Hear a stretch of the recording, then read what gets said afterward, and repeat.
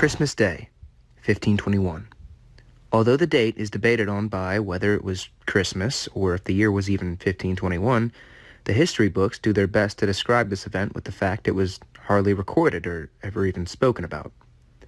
It was anything but a peaceful morning on the Nueva Isabella sugar plantation in the northwest outskirts of Santo Domingo City. Tension was high due to the Spanish colonial government ruling over the enslaved peoples of Hispaniola Island, and the Spanish did not relent. It is never stated what exact time this happened, but a revolt was being planned, a big one that participants wouldn't realize would end up being the first recorded slave revolt in the Americas. The enslaved people of Santo Domingo were at their wits' end with the harsh treatment they had been receiving. They wanted more. They wanted freedom, liberation, to be unleashed from the cages of their captors. And the slaves weren't alone. They had united in secrecy with the native Indians of the island, who were also tired of the Spanish rule. It was their island. Who could blame them? No source can say how or when exactly this happened, but sometime during the day, fighting occurred on the Nueva Isabella plantation. It was a revolt, and a large one at that. Numbers of casualties were never recorded, but estimates could be made around the hundreds. Many slave and Indians fought for their freedom against the large numbers of slave owners and the powerful brute force of the Spanish colonial government. Fires were started. Buildings were destroyed. Crops were trampled. Not just liberation, but their lives were on the line. Unfortunately, what came next was no closer to liberation than the day before. After many losses, the Spanish were able to suppress the revolt and claim victory over the enslaved. Things did not become easier, because in January of the next year, stricter rules were created and enforced to keep slaves from revolting again. Freedom would not be secured until centuries later in Santo Domingo, but even with the loss of so many, their impact will never be forgotten. They will forever be known as the heroes of Santo Domingo, who bravely fought for liberation, and will continue to be known in history as the first ever slave revolt in the Americas. Kahala Yahweh Ba'Shem El-Shai, Ba'Shem Rakokodash, which are the true Hebrew names of the Most High Father, Yahweh, which is Hebrew for He is, and His only begotten Son, Yahweh Shai, which is Hebrew for He is salvation. Double honors, my teachers, the apostles and elders of the Great Millstone. Peace and mercy to the elect, with the house of David reborn again in this generation. And Shalom to the 130 Yasharallah, who today are known as the Negroes, Latinos, and Native Americans, who before losing our true heritage, we were known as, and still are, the true Hebrew Israelites of the Holy Bible. In today's lesson, we're going to be talking about the tribe of Simeon, who today are known as the Dominicans, which come from the Dominican Republic. Now, in the video we just watched, it covered a fairly big part of history regarding the tribe of Simeon in their state of captivity. Now, as you just heard, this was the first recorded slave revolt amongst the tribes here in the Americas. Now, unfortunately, it didn't succeed, but it was spiritual in nature, which we're going to get into in just a bit. But let's go ahead and move on and talk about the tribe of Simeon today. So, like I said, the tribe of Simeon are known as the Dominicans today. Come from our forefather Jacob's and his first wife Leah, and he was the second born son to Jacob. Now, Simeon, when you get into who he was part of the Northern Kingdom. And if you've been watching these lessons, you understand that the Northern Kingdom today would be known as the Latinos and the Native Americans. And that the Northern Kingdom was kicked out of the land of Israel during 722 BC. And they were carried over to Assyria, and then eventually they made their way over here to America. And this is recorded in 2nd Ezra 13 and 40. Let's go and read it. This is 2nd Ezra 13 and 40. Those are the 10 tribes which were carried away prisoners out of their own land in the time of Hoshea, the king, whom Salmanasar, the king of Assyria, led away captive. And he carried them over the waters, and so came they into another land. And so right there is talking about when we, Northern Kingdom, Israelites, the Latinos and Native Americans, we were taken out of the land of Israel. And this took place, like I said, in 722 BC. And what happened is we unfortunately fell away from the Lord because we did not obey him. We started to worship other gods of the other nations that surrounded us, and we just basically broke our contract we had made with the Lord, which was something that we were warned about when we had came out of Egypt. Okay, but what happened is, after being carried away to Assyria, we eventually were freed close to about 100 years later, when the Babylonians attacked Assyria and conquered it. The native and Latino nations, the Northern Kingdom of Israel, were free from captivity. Now, what unfortunately happened is that the Assyrians had this thing where when they would conquer a people, they would take them out of their lands and they would bring foreigners to dwell in that land to stop the people to return to those lands and hence rebuild their civilization and possibly rise up again.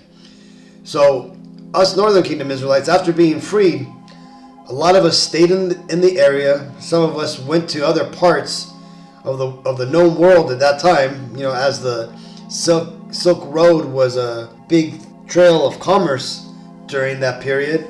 And also some of us went back, but we went down to the Southern Kingdom. Okay, you can hear of examples of some of the Northern Kingdom Israelites amongst the apostles in the New Testament.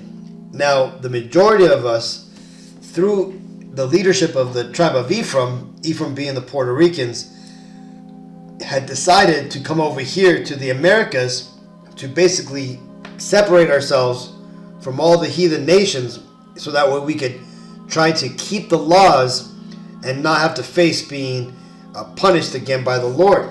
Now let's go and get back to the scriptures and read that. Verse 41. But they took this counsel amongst themselves, that they would leave the multitude of the heathen and go forth into a further country where never mankind dwelt, that they might there keep their statutes which they never kept in their own land.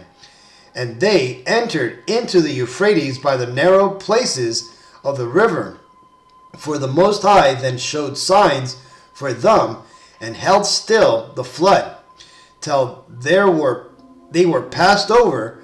For through that country there was a great way to go, namely 1.5 years, and the same region is called Azareth.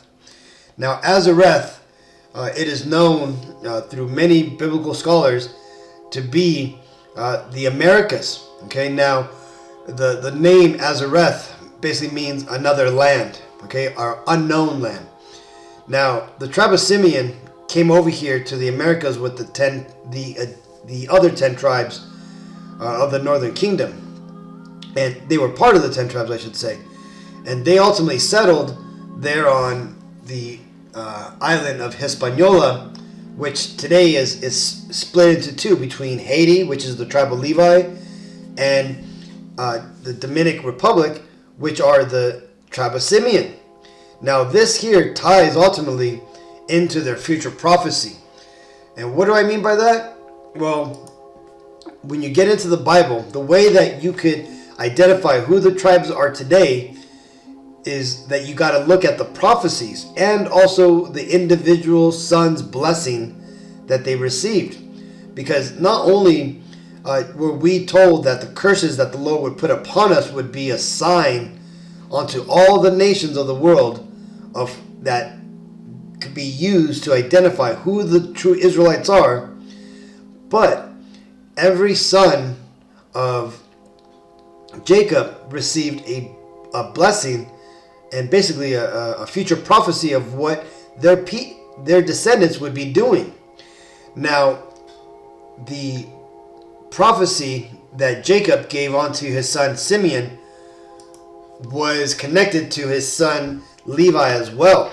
You see, well, let's go and read it, and then I'm going to break it down. This is Genesis 49:5. Simeon and Levi are brethren. Instruments of cruelty are in their habitations. O my soul, come not thou into their secret, unto their assembly. Mine honor, be not thou united. For in their anger they slew a man, and in their self-will they dig down a wall.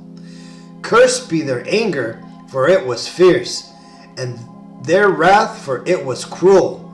I will divide them in Jacob, and scatter them in Israel. Now, this is a fairly it's a multiple part prophecy. Okay, we're going to start at the very beginning, right, where it says Simeon and Levi are brethren. Why is it that they are mentioned here together? Well, these two brothers have a connected path in the Bible, okay? And also because these prophecies here were prophecies that told what would happen to each brother at the end days. This signifies that these two tribes would be next to each other, right? They would basically be living together. Now, when you look at the map of Hispaniola, right, basically the island which the Haitians and the Dominicans live, it's broken up in half. Okay, you got the Dominican Republic here on the right, and then you have Haiti here on the left. Now, both of these islands were conquered by different nations, right? Basically, both Edomites, though, powered or ruled over by the Edomites during the times of their captivity. For example, the Dominican Republic, right, which were like for the most part Taino Indians, right, at that time when they were found by Columbus and the Spaniards. They were found by the Spaniards, and the Spaniards basically ruled that portion of that land. Now, the Haitians, they ultimately were ruled by the French, who came, later on, and they imported African or so-called African slaves, which were the tribe of Levi. Again, and why is that? Well, because through the Lord's, power, he willed it so that way the tribe of Levi and the tribe of Simeon would be together on the same island. Okay, and how did that happen? Well, when you look at the let's go back here, right? So here on the Second Ezra 13 and 40, it shows the path that the tribe of Simeon, along with the other Northern Kingdom tribes, came to the Americas. And while they were here, they, for the most part, were here in the Americas for about 2,500 years before they were discovered by the European nations, right? The Edomites that came over and ultimately put them into captivity. Well, during those 2,500 years, the tribe of Simeon eventually migrated up here to what they refer to as the Pearl Island of the Caribbean, or was called, Hispaniola when it was discovered. Now, about 400 years later, or not 400 years later, excuse me, I think 100 years later, they started to bring over, it was about about 100 years later, a little bit more than 100 years later, they started to bring over slaves from the west coast of Africa, right? And they basically took them all the way from Senegal all the way down to Angola. And really all the slaves that were taken off of here didn't all necessarily come from the west coast of Africa. They came from all over Africa, but they were all, for the most part, Israelites, okay, of their, respective tribes. Now there was, a tribe of Judah, the tribe of Levi, and the tribe of Benjamin amongst them. Now the Israelites who had ended up on the island of Hispaniola were the Levites, okay? Now, that being said, that's why in and the prophecy or that Jacob gave to Simeon, his prophecy is matched up with his brother Levi because they are going to live with each other on that same land. Okay, now, or that signifies that they would be living together. Now, next, when it says here, O my soul, come not thou into their secret, unto their assembly, right? And also where it says, instruments of cruelty are in their habitation. That's ultimately talking about the witchcraft that both of those nations, the Haitians and the Dominicans, use. Okay, when you get into the witchcraft that they use there, it's referred to as Dominican voodoo, right? And the Haitian is just referred to as, voodoo, right? So let's go and read this real quick. It says, Dominican voodoo, popularly known as the Las 21 Divisiones, is a heavily Catholicized syncretic religion of African Caribbean origins which developed in the former Spanish colony of Santo Domingo on the island of Hispaniola. Now, let's see, it says, let me just skip down here to the part where it actually talks about the Dominican portion, because it gives you the Haitian, the Haitian example of the witchcraft that they use, which we'll get into in my other lesson when I get into the tribe of Levi.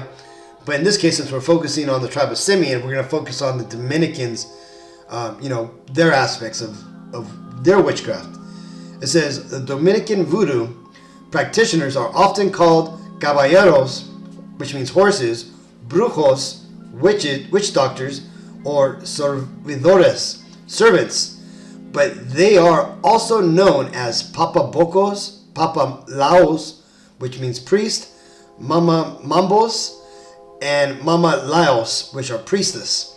One who has obtained this title has gone through the last and highest level of initiation, which can take anywhere between 3 to 9 days and nights, as well as have spent a time working for the community. And I think they got to do things like help heal the community, or do spells for the community, like limpias and stuff like that. And I know through just knowing some Dominican Republicans, they're really into this brujeria, man. Like they do a lot of limpias, and they do a lot of like love spells, man. This is part of their of their culture, and that's because this inhabits their tribes, okay? And that's why it was prophesied that they would be into this stuff, right? This is just it says a burial ceremony, right? So the point being is that this is that's what that means, right? That instruments of cruelty, that's basically witchcraft, okay? And then next, when and that's also where it says, "Oh my soul," their secret, again, it's talking about the witchcraft that Levi and Simeon are going to be into in the last days, right? And right here it says, "For in their anger they slew a man, and in their self-will they dig down a wall." Now, what this is ultimately talking about is what Simeon and Levi did in regards to taking revenge for their sister Dinah. Now, let's go ahead and read the story, and then I'll get into it a little bit more. This is Genesis 34 and 24. "And unto Hamor and unto Shechem, his son, hearkened all that went out of the gate of his city, and every male were circumcised, all that went out of the gate of his city. And it came to pass on the third day, when they were sore, that two of the sons of Jacob, Simeon and Levi, Dinah's brethren, took each man a sword, and came up upon the city boldly, and slew all the males. And they slew Hamor and Shechem his son with the edge of the sword, and took Dinah out of Shechem's house, and went out. The sons of Jacob came up upon the slain, and spoiled the city, because they had defiled their sister. They took their sheep and their oxen and their asses, and that which was in the city, and that which was in the field, and all their wealth, and all their little ones, and their wives took they captives, and spoiled even all that was in the house. And Jacob said to Simeon and Levi, Ye have troubled me to make me to stink amongst the inhabitants of the land, amongst the Canaanites and the Perizzites. And I, being few in number, they shall gather themselves together against me and slay me, and I shall be destroyed, I and my house. So what had happened here is that, remember, as Israelites, we have been commanded not to join on to these other nations, not to marry on to the other nations that surrounded us. Now, this prince here, this Hamite prince, Shechem, he ultimately had a thing for one of the sisters of the 12 sons of Jacob, Dinah. Okay, Dinah was Jacob's only daughter, and this prince basically took her. Okay, and he probably talked her up, and he had his way with her. And this in the Bible is considered rape. This is why it said that he had raped her. Okay, now because this was a great dishonor amongst our people to give our people to the other nations, these two brothers seen it as a great dishonor to our people, and they decided to take actions into their own hands. Now, the characteristics of the attack that they did is similar to what took place in the first video that we watched. Again, the actions of this right here is that after the Prince Shechem had taken Dinah, he had basically came, or should I say his father, Hamor, came to our forefather Jacob and basically asked for Dinah to be wed to his son. And he had asked to make a pact with the Hamites and with us Hebrews. Now, this was against God's will, which is why ultimately this took place. But our forefather Jacob saw that it was fine, because when you get into these people, these Hamites, they were cool with our forefathers, right? They allowed Abraham to stay in that land, and they basically had made friends with them. I think they even gave us lands to bury our our people in that land, right? So what happened is Jacob, our forefather, had made a treaty with them. Now, Simeon and Levi had basically made a little stipulation that if they wanted to marry, if Shechem wanted to marry Dinah and also join on to the Israelites, that all the males had to circumcise themselves, right? And these Hamites, thinking that they could join on to us, they went ahead and did it, thinking that they were going to be in a good case. Now, ultimately, they were deceived by Simeon and Levi, because they went and they against their word, and we just read what they had done. Now, this was such a bad thing that our forefather Jacob had said, right? That they had troubled him amongst the people in that land, that their actions had made him to stink. Now, what does that mean? That basically means that they had basically ruined his reputation amongst all the Canaanites in that land, right? They probably more likely had started to be seen as like thieves and murderers. Now, that's ultimately why in the prophecy right here it says that cursed be their anger, for it was fierce, and their wrath, for it was cruel. Okay, and this is why ultimately Levi, and Simeon received what they had received. When you look at Levi, even though he was given the service to the Lord and he was made the priest, he didn't get an allotment of land in the land of Israel. When you look at the tribes, Levi wasn't given any land. His lands were ultimately amongst the suburbs of all the tribes, right? All the other cities of the tribes. Now, Simeon, because he became a small tribe, right? He didn't even get a blessing from Moses, right, before they went into the land like the other nations did, right? Simeon didn't get a blessing from Moses, and also his portion of land was basically pulled out of the portion which was given to Judah, which was too much for Judah, like it had said in the scriptures, right? So they basically got the leftovers from Judah. So that right there is the curse that came upon them, and that's what that prophecy says. Okay, so now that we understand, how this prophecy of Simeon and also Levi, but we're focusing on Simeon here, how their prophecy is, breaks down. Now we understand why we know that the Dominican Republic, or the Dominicans and the Haitians, are Simeon and Levi, right? Because again, Jacob also said that he was going to scatter them, and that he was also going to divide them, right? What does it say? Cursed be their habitations, and I will divide them in Jacob, which means they would not come together. And when you look at the divisions between the Haitians and the Dominicans, they hate each other, unfortunately, right? There's a big class division. The Haitians are living in poverty. It is crazy how horrible they have it in this land.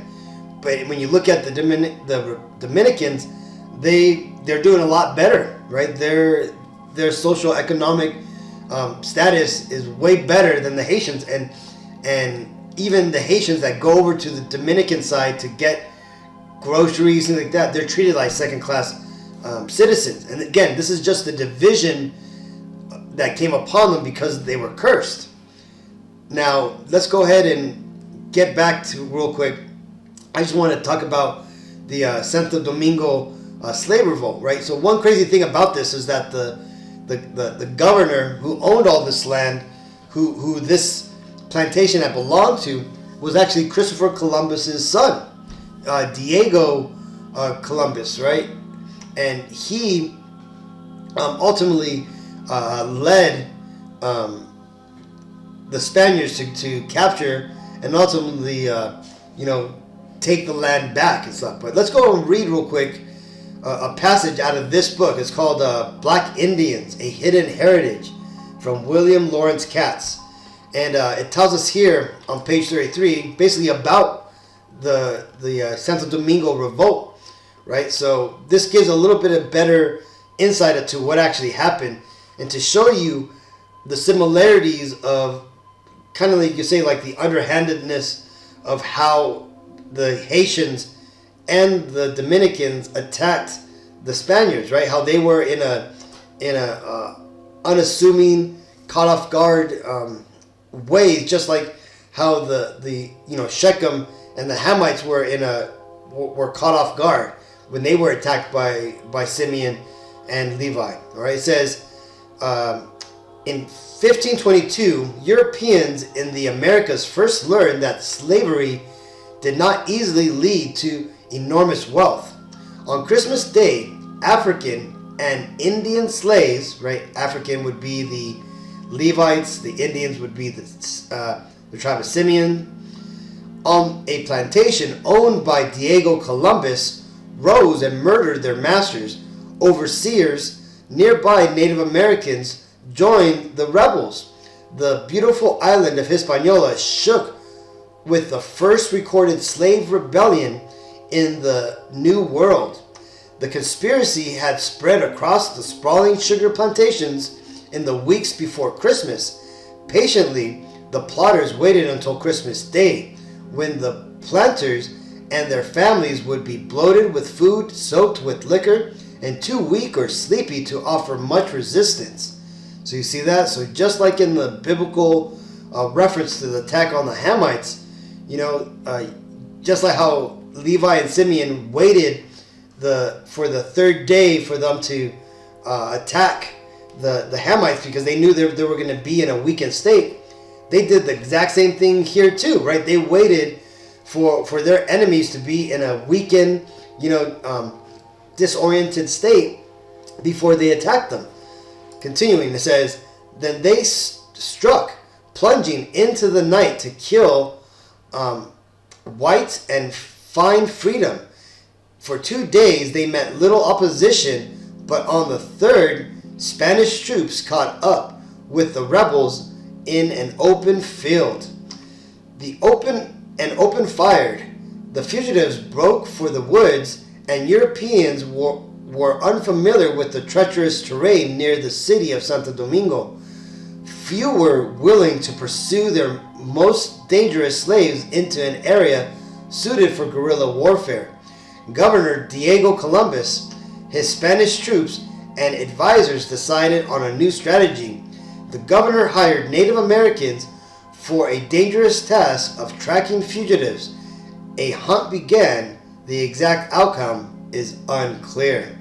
So you see, so that right there is what took place during the Santo Domingo revolt. Okay, and that right there is just I wanted to show you the similarities between what Levi and Simeon did in the land of Israel against the against the Canaanites, the Hamites, and how he also came against his enemies. How both of them came against their enemies there on the island of Hispaniola, right? But again, this is all part of prophecy, and this is just how the way the Spirit works with these tribes, that we're going to be doing the same things that we had done in the past, right? Or should I say similar things, and that now that we know who the tribes are, in this case Simeon, we understand why they're there on that island along with their brethren, and why they haven't mingled amongst themselves, right? Even though there's a lot of socioeconomic reasons why there's a split, spiritually it's because that was a curse put upon those two brethren, that they would, keep them together but keep them divided, okay? And that's because they both received that curse. Now, let's go and read this. This is Zephaniah 3:15. Yahweh Bashem Ashai hath taken away thy judgments. He hath cast out thine enemies. The King of Israel, even Yahweh, is in the midst of thee. Thou shalt not see evil any more. And that day it shall be said to Jerusalem, Fear thou not, and to Zion, let not thine hand be slack. Yahweh Bashem Ashai, thy power in the midst of thee is mighty. He will save, and he will rejoice over thee with joy. He will rest in his love. He will joy over thee with singing. And I will gather them that are sorrowful for the solemn assembly, who are of thee, to whom the reproach of it was a burden. So you see, though we are still in a captive-like state, or should I say a downtrodden state, the Lord is soon going to redeem all of us, no matter what state we are in, be it that we're up here in the Americas and are living well, or down there in these islands living like in a third world situation, right? All these things are for building us up, for cultivating us, for getting us ready for what's to come. And what's to come is what I just read, right? That our judgments are at an end, right? We are now at the end of our captivity, and now it's time for us to get our promise. And that promise is that we would be co-rulers with the Lord when he comes back, right? When the king that is amongst us, that being Yahweh Shai, we're going to be joint rulers with him. Okay, and we're going to be ruling over the world, and all this downtroddenness that we're basically living through now, it's all going to be a thing of the past. And all these things that we went through are going to be for us to understand that it was to build up our character and to harden us. This is Jeremiah 30:3. For lo, the day comes, saith Yahweh Bashem Ashai, that I will bring again the captivity of my people Israel and Judah, saith Yahweh Bashem Ashai, and I will cause them to return to the land that I gave to their fathers, and they shall possess it. And so that's what's going on. So Simeon, the Dominicans, They are the biblical Israelites. And because of that, they are going to be part of the new ruling class once the Lord returns back and gives us our inheritance that we've been waiting for ever since our forefather Abraham was promised it. Until then, we have to live in our lots. We have to live with the punishment that we were given. And for the 2/3 of our people who aren't going to get this message, they're not going to believe, they're going to be too busy worrying about worldly things, they're going to have to die on this side before they're reborn through reincarnation into the world where we're ruling, and then they'll be raised up right, and then they'll get to experience heaven on earth. But for those 1 out of every 3 Negro, Latino, Native Americans, and anybody whose father's lineage goes back to that bloodline, we only got a short while to go until we, Lord willing, that's us, are able to experience this, right? To be taken back to the land and to be redeemed by the Lord because of what he had done for us, to come back, be crucified, give his life as a sacrifice for us so we can return to the Father, right? It's a beautiful thing. And now we are at the end of all that, Akim. So either way, hopefully this video was edifying. Hopefully I was able to break down the tribe of Simeon and how they are the Dominicans today, and explain how their prophecy breaks down. So with all that, let's give all honor and glory and praises to Yahweh, Ba'Shem Yahushai, Ba'Shem Rakokradash. Shalom.